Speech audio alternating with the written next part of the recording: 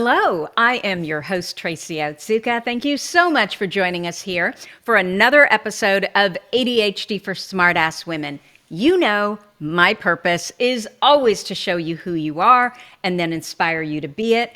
And in the thousands of ADHD women that I've had the privilege of meeting, I've never met a one that wasn't truly brilliant at something. Not one. So, of course, I am just delighted to introduce you to Jami Shapiro. Jami Shapiro's journey into late life ADHD awareness is both personal and professional. She's the founder of Silver Linings Transitions, a company dedicated to helping seniors and their families navigate major life transitions like downsizing, moving, or aging in place. Her personal connection to ADHD, which runs in her family, inspired her to create the Grandma Has ADHD podcast, which sheds light on undiagnosed ADHD in seniors, offering resources and strategies for them, their families, and healthcare providers.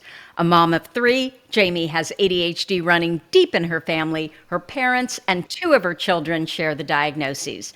Welcome, Jami. Did I get all of that right? Oh, wow. And I have to tell you, I was blown away. You got it so right. We met at one of our book events, right? Yes, I didn't know that you remembered, but yes, it was one of the best book clubs I've ever been to in my life. Your book was amazing. I'm totally fangirling, really. Once I started in my ADHD journey, yours was one after, Dr. Ned Hallowell's, yours was among the first. Yes, so. I know it was in LA. No, San Diego. I'm in San Diego. Oh, okay, San Diego. So for us Northern Californians up here, we just think of San Diego and LA. When I say LA, I mean Southern California. No, we are not LA. Very different. Do you know, I read a stat the other day that San Diego is the most expensive city to live in the United States. Wow. Well, that would explain. I moved here from Florida where I had a home that was twice as big for a quarter of the price. So that makes sense. Oh, yeah. You listen to our podcast. You know how we work around here. I always want to talk about your ADHD diagnosis story first. So would you mind sharing with us how this all came about? Oh, with pleasure, yes. So, as the case is with most of your guests, my oldest child came to me, and I want to use correct language with you. My oldest child is non-binary, so I will use they, them. At the time when we were seeing the psychiatrist, she was a girl. So, and not that ADHD always follows the gender normatives, but Will came to me and said, I think I have ADHD. And I said, no, you don't. I said, you've been reading since you were 3. And my story was that I couldn't sit still to learn to read until 2nd grade. And Will started reading, at a very young age. And I had a half brother who had ADHD and was on Ritalin. And in my mind, that was what ADHD was. And my child didn't have it until we sat down with the psychiatrist and he started answering questions. And I looked at him and I said, I'm answering more yeses for me than for them. Do I have ADHD? And he looks at me and goes, yeah, you think? And I mean, my mind was blown because I remember my ex-husband saying to me, you have ADHD, and he's an ex-husband for a reason. And I thought it was just sort of like an insult. And again, we all had this vision of what ADHD was, and it was the hyperactive little boy who would outgrow it. And here we are. So I am curious, you were around what age when this happened? 45. 45. So when your child came to you, their ADHD looked very different than yours. Correct. You didn't see ADHD in them, but you also didn't see it in yourself. And interestingly, I didn't see it in my youngest child, and I'm going through ADHD coaching until her therapist pointed it out a couple of weeks ago. So what I've learned is, there's actually a different podcast that I was listening to. It was like the 8 girls with ADHD and how different ADHD really can look. And we really can miss it in so many people. So I have 2 of my 3 children now with ADHD. And interestingly, my middle has OCD, which those 2 run together. And they are quite funny when you put them in a room together because my OCD child is just driven crazy by my ADHD child, one on the real extreme. Yeah, exactly. And are you sure there's no ADHD underneath the OCD? It hasn't been diagnosed. I don't know. It hasn't. I mean, my child is in therapy and has, worked with a psychiatrist for, so it hasn't been diagnosed if that's the case. You then get diagnosed, and give me an idea of like, what were your symptoms? What were the light bulbs where you thought, oh my gosh, that's me? When you were sitting there with your child and they were getting diagnosed. Right. Well, I had to completely revisit what ADHD was. It was no longer my hyperactive, half brother who had to be on Ritalin in the 80s to be in the classroom. And all of a sudden, you just start going down that rabbit hole. And unfortunately, when I was diagnosed, I was literally starting my business, Silver Linings Transitions, and going through a divorce. But looking back, so I remember, when I was raising 3 children and going to my ex-husband and saying, I can't seem to get it together. Can you help me? Can you help me, with the struggle? And, I've heard you talk about your husband. Mine was like, you need to figure it out. And, again, I know. And then I started thinking about my childhood. And, I was the child that was always talking too much in class. And I remember, too, like I did my science project literally the night before it was due. And I fed on the adrenaline. And now I'm seeing it as an adult where I'm actually pulling back on it, my hyperactivity. So I'm combined type. I go from thing to thing to thing to thing. And I'm all of a sudden realizing I've got to, that's my hyperactivity showing. And then another interesting thing that happened is, so I had thyroid cancer. I was diagnosed at 34. I don't know if you know anything about it, but what they do is they take out your thyroid. So you become hypothyroid, so they can starve your thyroid. And so most people, by the time they get in for treatment, their body absorbs the radioactive iodine therapy, and they're exhausted. They're like dragging themselves in. And I drove myself to the hospital for treatment, and my doctor was like, I've not seen anything like this. Like your energy level, I had no idea. And here we are. I'm the poster child. So whereas your doctor sat you down and said, okay, this is what's going to happen, you're going to feel really tired, exhausted, you felt none of that? You were just like Energizer Bunny? Yep. I did have those feelings of wanting to crawl out of my skin, but it had nothing to do with my energy. I had other of the side effects. And by the way, I have to say the thyroid diagnosis, the cancer, was actually a blessing because thyroid cancer is considered the good cancer. And they had found a lump in my neck. And you can imagine, I'm 34, I have a 1-year-old and a 3-year-old. And the ruminations that go, with a cancer, just waiting the 10 days. And then I reevaluated my life, and this is the story for how I started Silver Linings Transitions, because I did have an opportunity to look at my life and realize, the path that I was on did not serve meaning, and I really wanted to make a difference in other people's lives. You alluded to this a little bit, but what were you like as a child? Were you super hyperactive, all over the place, chatty? How did you do in school? All of that. So in school, as I shared, I could not sit still to learn to read until 2nd grade. I remember they wanted to put me, because so just to show my age, I am turning 55 January of this year. And my birthday was because it was in January, that was the cutoff. And so they wanted to bump me up and put me into kindergarten, into 1st grade, but they couldn't sit me still.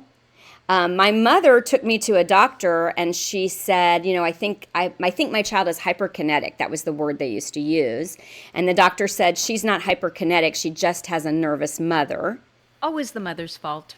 And my mother is very sedentary and slow. And my mother, suffers. She's an introvert, and I am an extreme extrovert. So I was very bright, but I didn't do well on tests. I didn't get my work done until the class before it was due, because I now know I needed that, that dopamine or that, that urgency to get it done. And definitely the talks too much in class, Say, do you know that meme that it was from the show Different Strokes? And he said, teacher, I don't care where you move me. I'm going to talk to anybody. I'm butchering it, but it was so right on point. Like I would talk to a wall if that was my option. And so did that cause social problems, or were you pretty good in the social arena? I feel like I always at least had friends for the most part. And I listened to another one of your podcasts, and I sort of tended to, and now I'm realizing this was more of a codependency, but I would find one good friend, and that would be my best friend. And then that might rotate, but I usually at least had a best friend for the majority of my life. And I do not have social anxiety. However, it's really funny. I don't like to answer sales calls. So even with my business, I hated when I had to be the one to pick up the phone. Although I could talk to a friend for hours, but it has to be a genuine connection. I don't like small talk. I can network really well. I can turn it on, but it is exhausting to me. And in my own podcast, I interviewed Wilma Fellman, and she described herself as a squirtle. Have you heard that term before?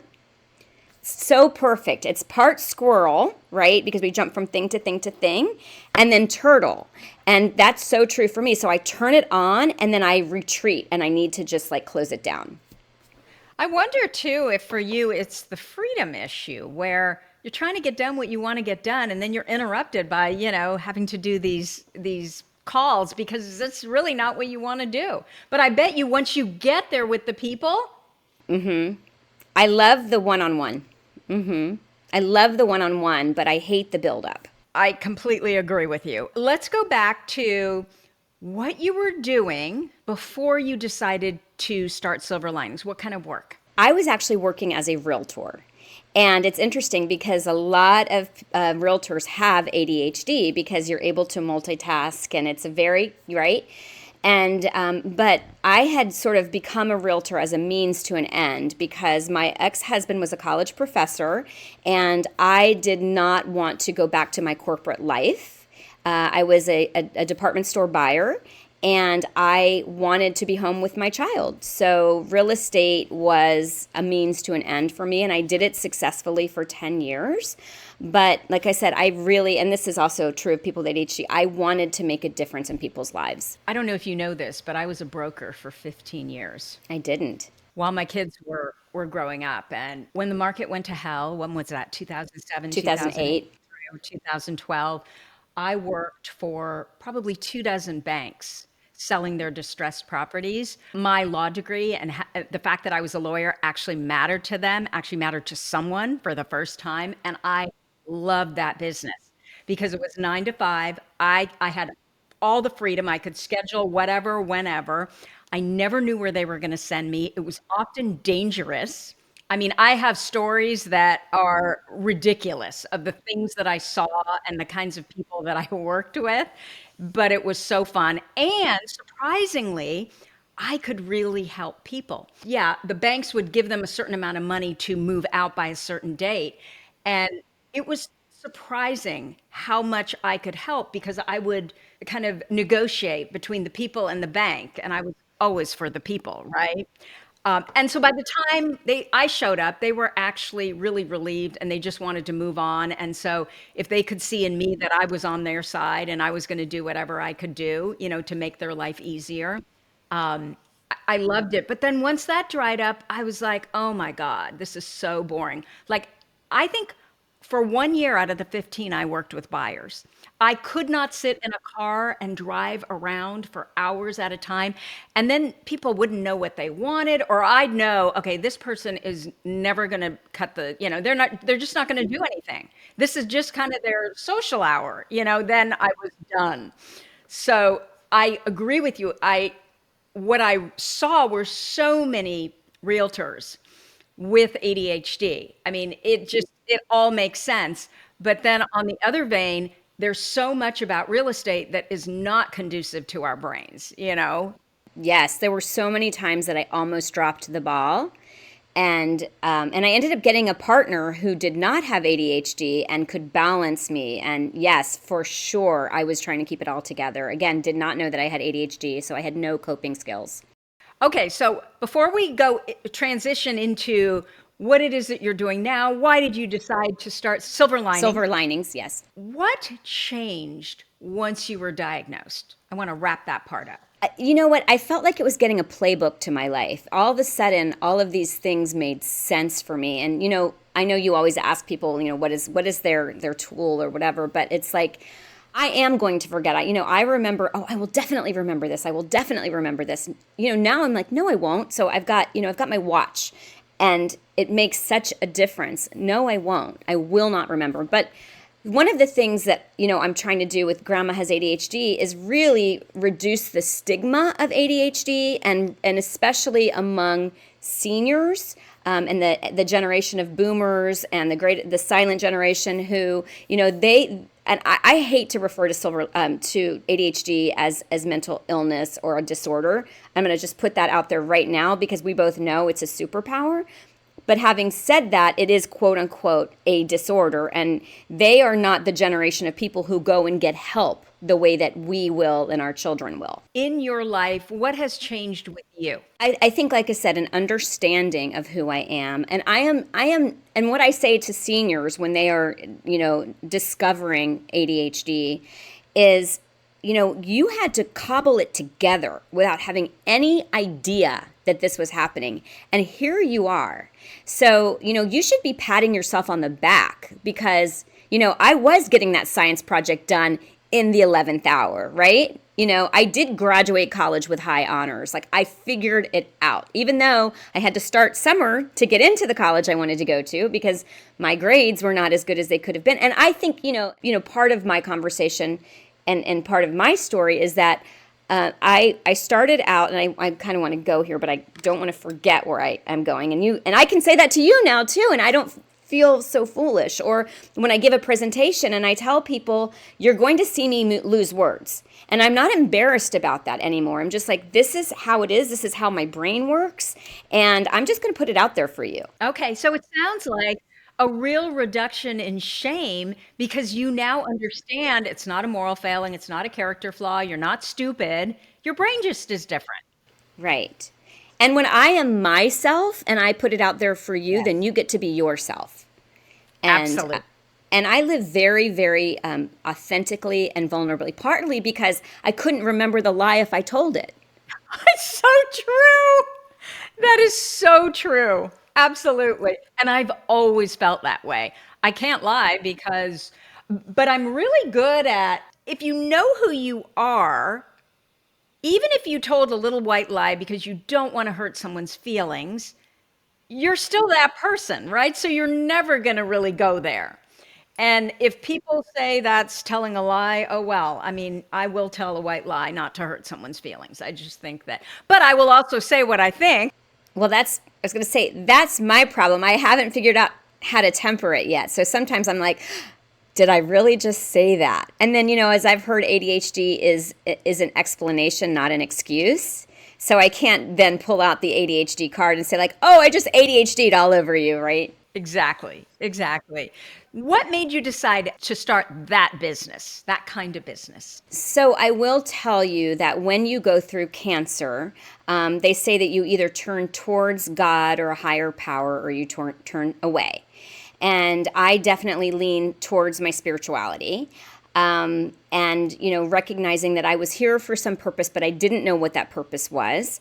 Fast forward, I ended up having a third child because it was something I really wanted. And I think that's also part of our journey. Like when we have, and I think I've heard this on your podcast, we like to be busy. We like to have a lot going on. So I wasn't ready to not have more children. And so after I knew that I could get over the fear of the cancer coming back, I had my third child. So I had a almost 7-year-old and a 5-year-old when she was born. And I didn't know what I wanted to do, but I knew that it wasn't real estate. We moved to California from Florida, and I was going to not work until, to your point, we realized how expensive it was, and not working was no longer an option. And I will kind of skip over the other jobs that I had until I got to this, but I ended up discovering the National Association of Senior Move Managers, which I want to make sure your listeners know about because the work that we do is amazing. And so I went to a conference that happened to be, or coincidentally, although I no longer believe in coincidences, in San Diego. And I attended the conference, and it was that light bulb moment that you're like, oh, this is the work I'm meant to do. I loved seniors. I was my grandparents' only grandchild. I was very close with them. And when you have faced cancer at a young age, you want to be older. And so the other thing is the name Silver Linings Transitions was divinely inspired. I was driving and it came to me. And then I ended up going through a divorce shortly after I was getting the business off of the ground. And then I started to realize that women, when they are going back into the workforce, if they've taken time off to raise children or to care for loved ones, they face the motherhood penalty. So I wanted to build a company that would reward women for their experience and create a supportive environment.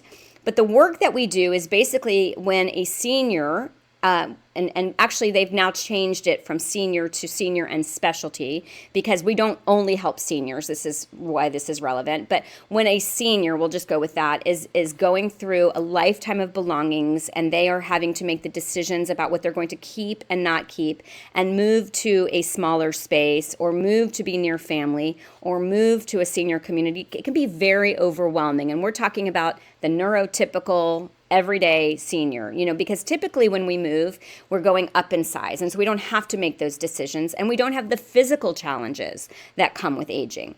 So senior move management is about helping seniors through that path and really being on their side through the journey. So that is what Silver Linings Transitions does in the San Diego area. And then what started to happen is that I realized that moves were very cyclical, and that I needed to have work for my team when we didn't have moves. And we started doing home organization, which led me to discovering the Institute for Challenging Disorganization. And if you don't know about that, have you talked about that on your podcast before? I do know about it. I'm sure I've talked about it before, but tell us what it is, because I think it's fascinating what you do. So you can be a professional organizer through NAPO, but there is another organization for people who really struggle with disorganization, and that might be due to ADHD, that might be hoarding disorder, that might be, aging. I decided to pursue the ADHD specialist, and I became an ADHD level 2 specialist.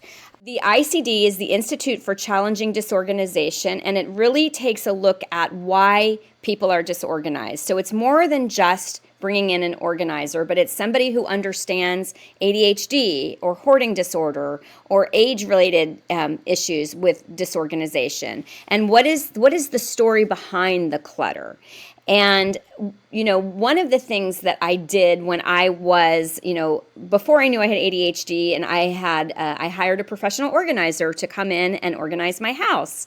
And, it was great for the month or so, maybe not even, but I couldn't maintain that. And it's really important that somebody understands ADHD when they're organizing with you, because it's not just enough to do it for you, but we need a system that's going to work for us. And so when I became a level 2 specialist in ADHD with the Institute for Challenging Disorganization, my eyes opened up in the world that I was working in, because I used to tell people that my mom had hoarding disorder. That was the terminology that I would use, because my mom had shit everywhere. It was a constant battle. And my mom, actually, what I have also learned is we all have different clutter tolerance levels. Some people really are comfortable with clutter, and it causes anxiety for me. And I kept trying to fix my mom's problem, because her clutter was always worse than my clutter. And, I couldn't do it. So I was listening to a podcast, and I heard someone talk about or ADHD and some of the symptoms that I had never thought about, fibromyalgia and migraine headaches. And I called my mom and I said, Mom, I don't think you have hoarding disorder. I think you have ADHD, which she is 77 years old. My mom had been treated all of her life for anxiety and depression. She had been in therapy. She had been working with psychiatrists. No one diagnosed my mom, right? And so another epiphany was, oh my gosh, all of these cluttered senior clients, they have undiagnosed ADHD. Not all of them, but a lot of them. And this is a generation of, I didn't think I had it. I mean, our generation was missed. Go backwards when it was, what was it called? Minimal brain dysfunction. Who wants that? Right. And it definitely wasn't, women. And they may, in fact, when I speak to seniors and I ask the question, how many of you have heard of ADHD? There are a lot of hands that do not go up.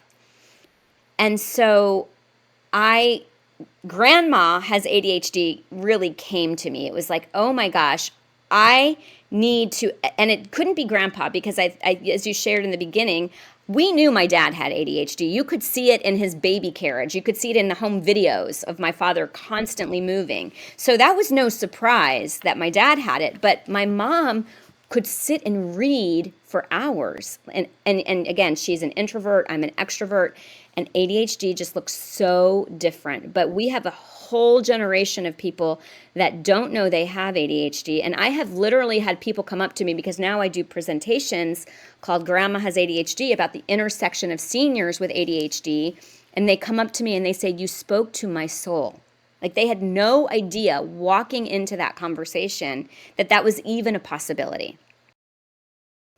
Yeah, absolutely.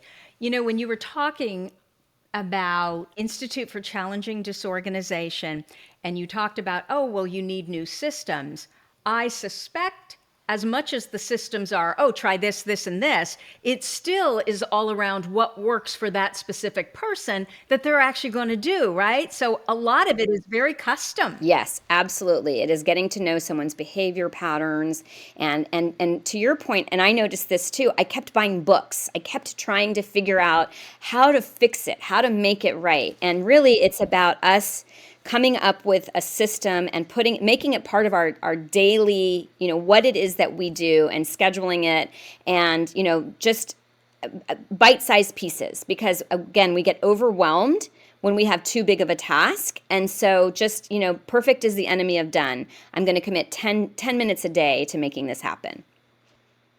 Absolutely. So I'm going to ask the $1,000,000 question. You, whose mother and father have ADHD, two of your three kids have ADHD, you have ADHD, and you decided to go into organization. So talk a little bit about those different kinds of ADHD brains, which I love to hear because I am exactly like you. I can't have clutter anywhere. It hurts my brain. I can't get out of, I can't get into action when my brain is feeling like what I call it is the visual pollution. I can't handle it. Yeah, it is. It actually does cause mental distress for us and makes, it's called, I think it contributes to decision fatigue. All right, but I need to come clean with you and tell you that when I started Silver Linings Transitions, I started it with a partner who was going to be the organized person and I was going to be the marketer and the, I call it like doing the tap dance. So when she decided that she needed to go to work with her husband, we had not gotten a single client at that point.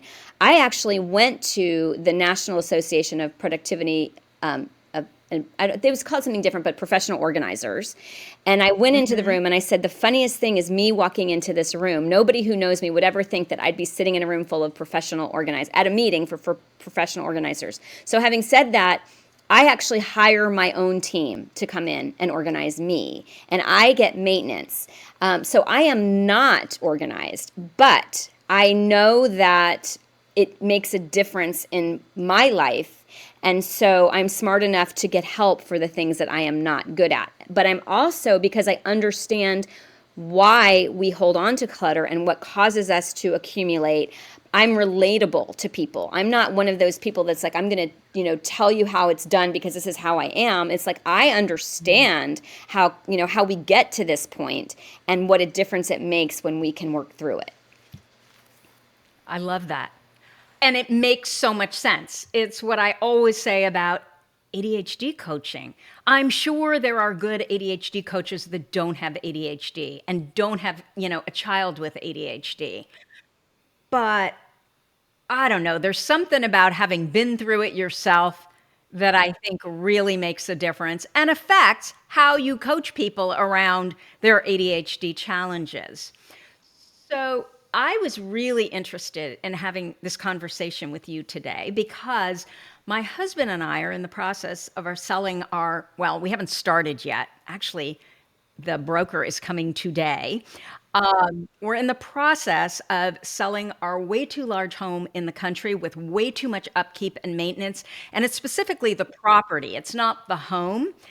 And it's hard because this is the only home that my kids grew up in. I mean, this is, their house, but I can't imagine if something were to happen to my husband, there is no way that I could maintain this. And I am so social, I'm so extroverted. Less extroverted than I used to be, but still very extroverted. And we are like, acres. What am I trying to say? The neighbors are so spread out, which I just can't live here. Like I am a city person. I want to live with neighbors literally right next door. I'm worried though because I've after 25 years of living here, I'm so used to having all this space and it's physically so beautiful, versus if we go into a city, there's less trees, there's less nature. We'd probably be, in an apartment, co-op, whatever. Where I've come down on it, honestly, is just get into action, just do it. You'll get to the other side. I have a friend who just made this move, and she keeps telling me how freeing it is. But you're so right. I consider myself a relatively organized person. Actually, I'm pretty damn organized. I cannot believe the amount of crap that we have. Do you want some tips? Yes, that's exactly where I was going in my long-winded question. I want to give you some tips, and I absolutely want to make sure that we finish the conversation around seniors and ADHD, because here's another thing that needs to be considered. So I went to the International ADHD Conference back in 2024, and of the probably 100 sessions that were put on, there were 2 that addressed seniors or aging and ADHD. And here's the problem. What's going to happen when you're older? Is your ADHD going to go away? No, I mean, I am totally there. Like, I absolutely know. Even this makes me anxious. Right. It's too much. But my point is, we with ADHD, we have our now and not now time. So none of us are thinking about what it's going to mean when we are seniors with ADHD. And when we, a lot of us aren't on meds now. I think you shared that you are not able to be on them. A lot of people who are on meds are going to have to get off of meds because there's going to be drug interaction and health challenges. And we in the ADHD community are not addressing the fact that not only do we have senior parents with ADHD, but we will one day be those seniors with ADHD. So I am really trying to shake up the ADHD community to say we need to really start thinking about what future looks like. So I wanted to make sure that I put that out there for you, and that's why me getting this platform, getting the attention that ADHD and seniors really deserves to have. There's currently 1 book on the subject written by Dr. Kathleen Nadeau, and she has been on my podcast and shared that it was so difficult to even get that book published. So I am on a mission. But that's a really good book, by the way. Yes. So back to your question. Here are a few things. This is one of the things that I would share with you if you were at I do a presentation called "Do You Own Your Stuff or Does Your Stuff Own You?" So have you ever heard of the 80-20 rule? Of course. Pareto principle. And it applies to pretty much everything. So this is the example that I give the audience. Do you drink coffee or tea every morning? So the average audience usually will raise their hand. And then I will ask them, do you have a favorite mug? And most of them will raise their hand.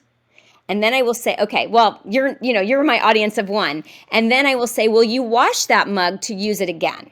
And that is an example of an 80-20 rule, right? Or don't you have a favorite pair of shoes that will be your go-to shoes, even though you have, 20 other pairs, you have your favorite. So that's you really don't need 80% of what you have. So that is one thing.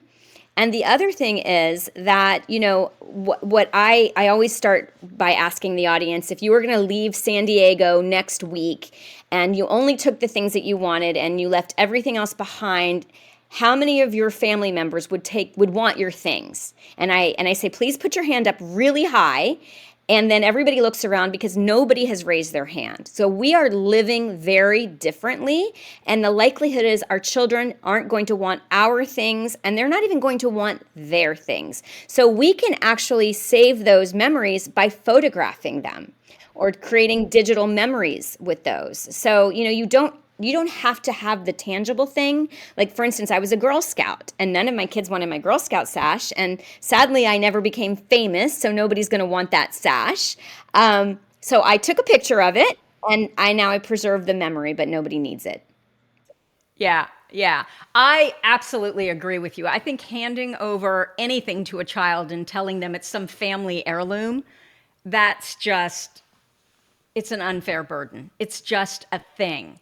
However, with our ADHD brains, what I have always noticed, and this is why I really struggle with photographs and all of the memories from my kids, is that because my working memory is so bad, when I see those things, it brings back that memory.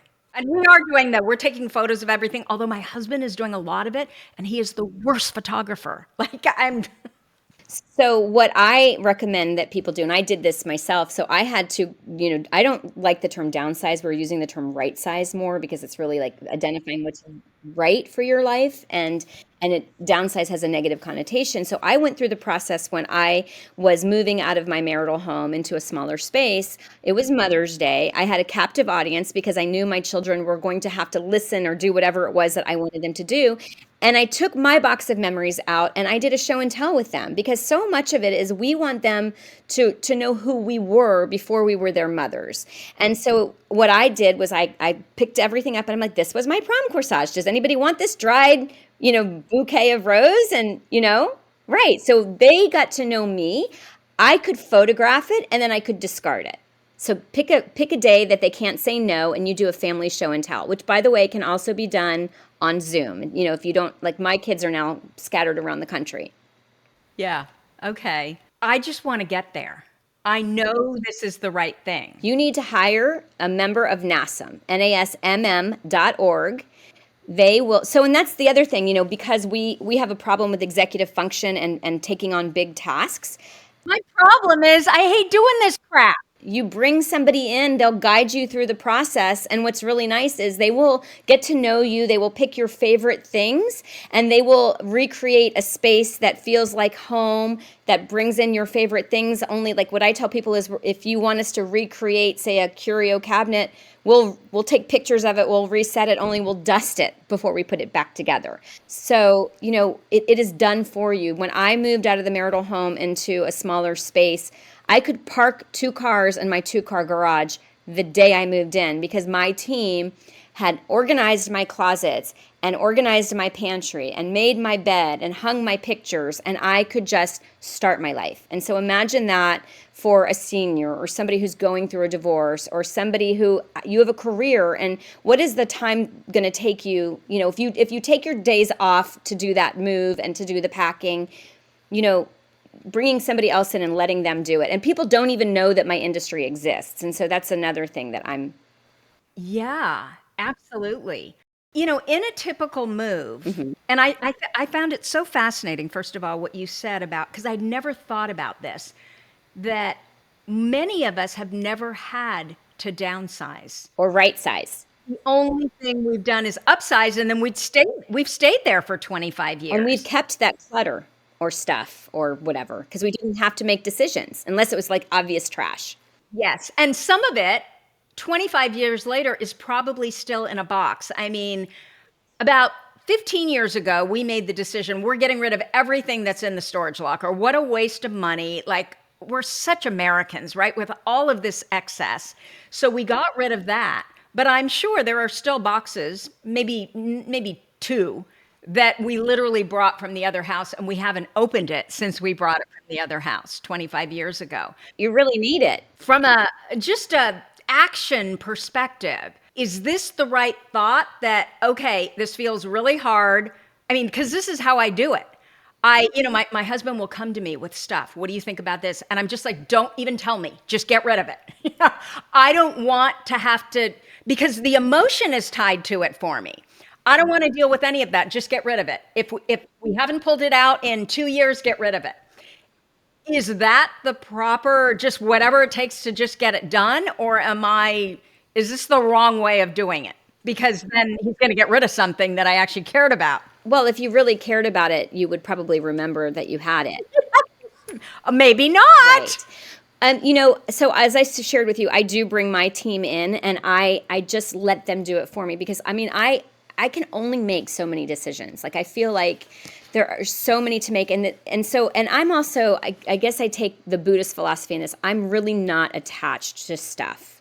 And that has really helped me. And for me too, I have the perspective, like, I go into people's homes when they are just making those agonizing decisions about what they're going to keep and what they're going to take with them. And so I have stopped accumulating. I have stopped buying, mementos or souvenirs from trips, because I don't want to have to make that decision later. It's better to I'll take a picture of it and remember it, and I don't need the stuff. And then use your money on actually getting out there and going on that trip, right? You did a recent podcast when you were talking about the impulse to buy, and how instead you could take the money that you would have spent and put it into an account. I love that. I'm going to start sharing that in my presentations. That's such a great idea. And something that we in the ADHD community, really is, again, when we're starting to think about our future. The big question I had, which I'm sure our audience is thinking, Tracy asked that question. So to bring someone in for your average move, I think I started to ask it, how much do you need to figure that's going to cost for, if you have, like, I don't know, a 2,500 square foot home? So it's hard to say based on the size of your home, and I'm going to tell you that it's going to vary based on where you are. In the senior move industry, I think I've heard as low as $50 an hour, but that's in a very different market, to, up to 200, if you're in like a New York, or depending, or, I know there are move managers in the Bay Area, and I can't speak to what everybody charges, but what I will tell you, and I've heard this consistently, is normally there's a little bit of a sticker shock. It is more than just bringing in a mover, and by the way, a lot of us aren't the mover. We coordinate the move, we bring in the mover, we handle all of the logistics, but we're helping you make the decisions. We're packing, we're unpacking, but what I consistently hear is, that was worth every penny. And really, for seniors, if you think about it, there's a lot of physical challenges that go with packing and unpacking, and there's a lot of anxiety. And I've seen people end up in the hospital because they thought they could do it themselves, or they tried to, and there might be a fall. And so it's also, what is your health worth, your mental health, your physical health? So, you're definitely talking to a biased person. When I've moved, I've had my team do my move. And by the way, it's not free, because it still comes out of my business, and it still comes out of my profit, but it is worth every penny. For your average size home, are we talking about $10,000? Are we talking 20,000? Like, what is... I tell people our average is generally around 5,000. I hate to, use that. But that is, that's typically seniors, because the majority of who we work with are seniors going into smaller spaces. And so you're packing to go into a 1-bedroom or a 2-bedroom. So it's not going to be as much. And then we also handle all of the clear out of the home. We figure out if items can be sold, so it's taking care of all the minutia. We have a client now that they are also going through the process of right sizing. They are now empty nesters. The home is too big. She is a friend of mine and actually has ADHD also, and she is a person with ADHD who has accumulated quite a bit and is not going to be able to take everything with her. And to your point, you brought it up about storage. It pains me that 1 out of every 10 people has storage, because that's just a deferred decision. And how many times are you paying on it and you're not using it? Because if you were using it, it wouldn't be in storage. And exceptions are like, ski, equipment that you use seasonally, but I'm talking about the rest of it. So we also help people clear out their storage units. But she's got a daunting task, and that's probably going to end up being, but there's a lot involved, I would say around 16,000. But and again, it's going to vary based on the market. So I hate to give a number and have people, but a lot of us offer free consultations. We do in San Diego. So bring somebody in and get a sense. And the other thing is, you can also say, maybe I can do these things myself, but I want the breakables to be done, or I want help making the decisions. And even with organizing, a lot of times when we'll go in, we have a 4-hour minimum. And when we get someone started, a lot of times it's the momentum that they needed to keep moving. Yeah. And especially for our brains, it's almost like there's a body double, right? These are decisions you have to make. And there's someone there, you're right, coaching you through this process so you're actually moving forward. So I could see how incredibly helpful that would be. Once your people are done with this, like they've made the move, do they typically think it was harder or easier than what they thought it would be? So I have to tell you that when I go out and market, I carry a magic wand. And I literally wave the wand and I say making moves magical, and I've actually trademarked that term, or service marked it, whatever. But I think that so many people have so much the uncertainty for anybody. Most of us don't like uncertainty, and so there's so much apprehension because they don't know, they haven't gone through it. Most people have never heard of a move or senior move manager. And again, I don't like to use the term senior, although we are senior move managers, because we can help anybody regardless of age. But it's relief. They are like, wow. And then again, when you walk into your place, and we call it the big reveal, and you get to look at this new place with fresh eyes. And we have women on our team who have design experience, and there's also a term, many hands make light work. So we have people that are really good at different things, just like no one on my team likes to speak, and I love to go out into the community and talk about the work that we do, but don't put me on a job where I'm going to have to organize. That's not going to be good. But I'm really good at taking stuff out of boxes, and I'm good at decorating. So we all have our skill set, but imagine bringing in a bunch of, and we do have one guy on our team. I'm going to give a shout out because we were all women, but Joe is our supply manager, and he will come in and hang some of the things that we can't do. And he actually won Employee of the Year this past year for our company. So we do have one guy. But imagine a group of women who are coming in and putting your home back together, but getting to know you in the process, and what your likes are and what your habits are. And like I tell people, when I moved from California to Florida, we were quote unquote professionally moved. I could not find, and by the way, at the time I had a 3-year-old, an 8-year-old, and a 10-year-old. My ex-husband had started his job, and I was alone in a city where I had no friends and no family, and had to unpack the house. They packed my garbage. I couldn't find my Wii remotes. I couldn't find my coffee pot. So what I tell people is, not only will you find your coffee pot the day you move in, but we will create a coffee station where we have put all of your mugs together, all of your teas and coffees, so that it makes sense. It is organized and put away. So it's like hiring someone to unpack and organize simultaneously. Oh, and decorate. Doesn't that sound wonderful? Can you see where I would bring a wand? I mean, honestly, like if money was unlimited, I can't imagine that you wouldn't choose that, right? And even if money is tight, just the reduction in anxiety, I'm thinking, would allow you to work better, work harder to pay for that difference, just to not have to deal with it. Because that's part of it too, right? With the ADHD brain, we're probably saying, well, why can't I do this? I should be able to do this. Well, no, you kind of suck at that. So why don't you hand that off? And then you will be freed up emotionally to do what it is that you're brilliant at. And that, whatever you had to pay for that, it'll even out. There are realtors who will cover the expense as well. In fact, I kept my real estate license, and when I make a real estate referral, they will cover my company's services. So That is amazing. I wish I would have thought of that, because it's so smart, because it actually gets me people, right, from a marketing standpoint, to actually move forward.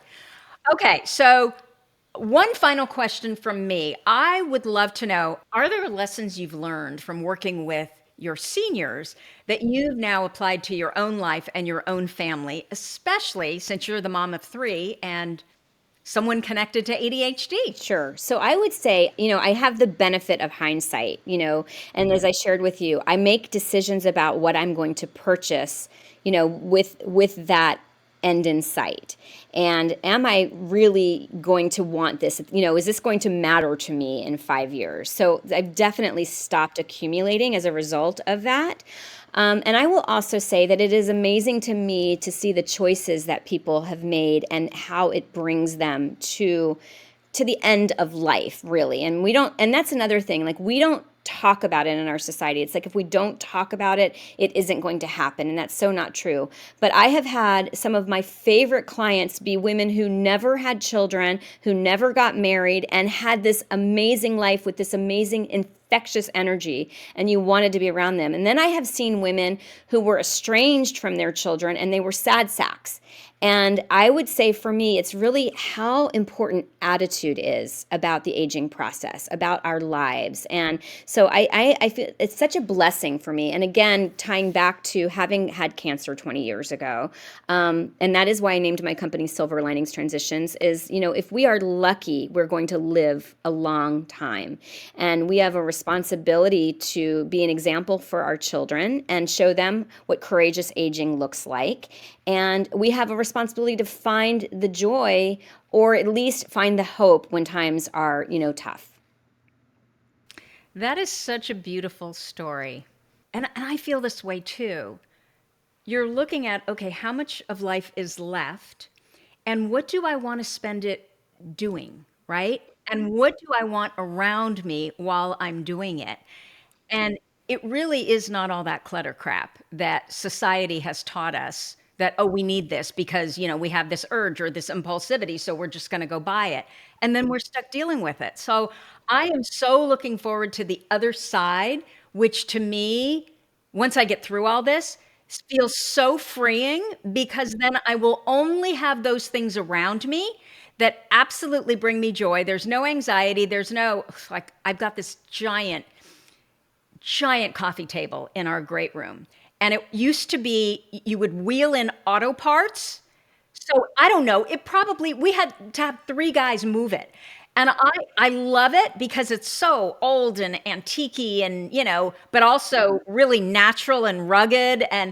But every time I look at that thing, Jami, as much as I love it, I think about, oh my God, we're going to have to move that. But I didn't know how heavy it was when I bought it in the antique store and then they brought it in here. So it's silly things like that where I feel like today I have so much more wisdom around what I need, to be happy, what I should buy, what I should not buy. So I'm really looking forward to the other side, but oh my gosh, it's so stressful, thinking about it. It's not about the stuff. It is not about the stuff. No. And I also love that as I'm sitting here listening to you speak, this is all just about decisions. So no wonder, it's decisions and we're not super excited about it, right? So do you have a way, talking to you is generating positive emotion for me because it's allowing me to connect to the future. But do you have any other suggestions around how to generate positive emotion for Right sizing, right sizing. right sizing? I love that. I love that you mentioned the word joy. Because really, and when I give a presentation, I was at one point a size 2 about 6 or 7 years ago, and I am no longer a size 2. And I will hold up these size 2 jeans, and I will ask, the audience, how do you think seeing these jeans makes me feel? Right? Yeah.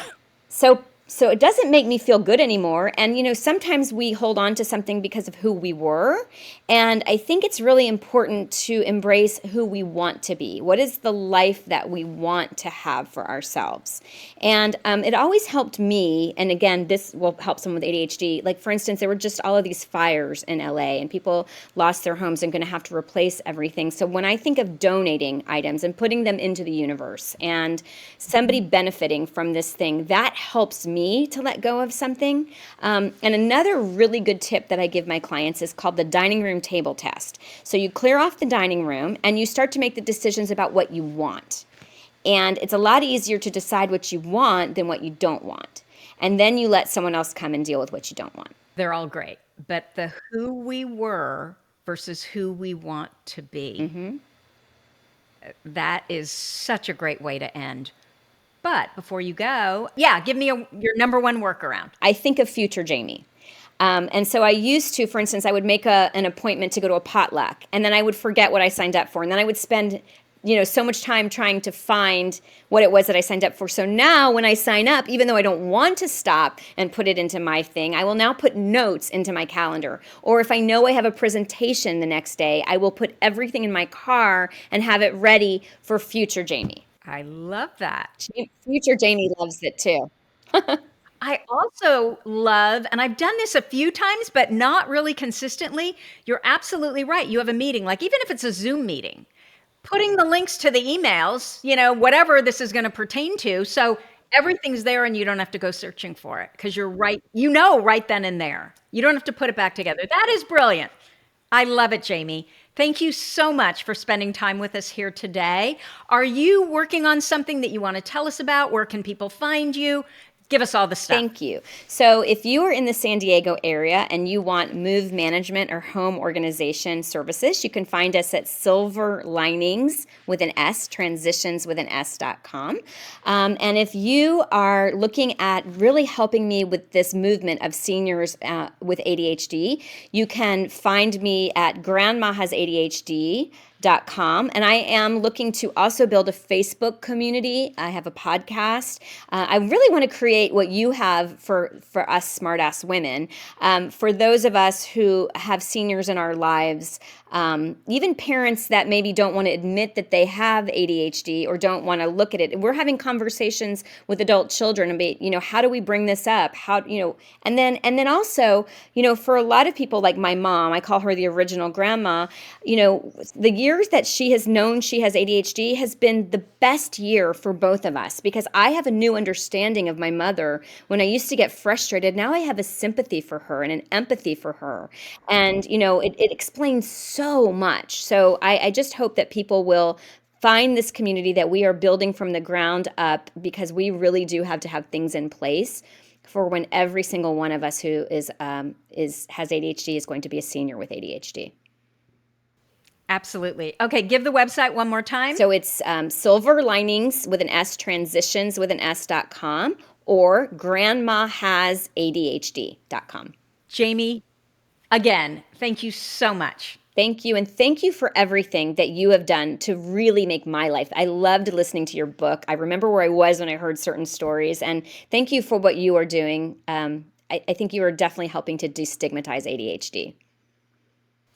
Wonderful. Thank you. Mm-hmm. So that's what I have for you for this week. If you liked this episode with Jami, please let us know by leaving a review.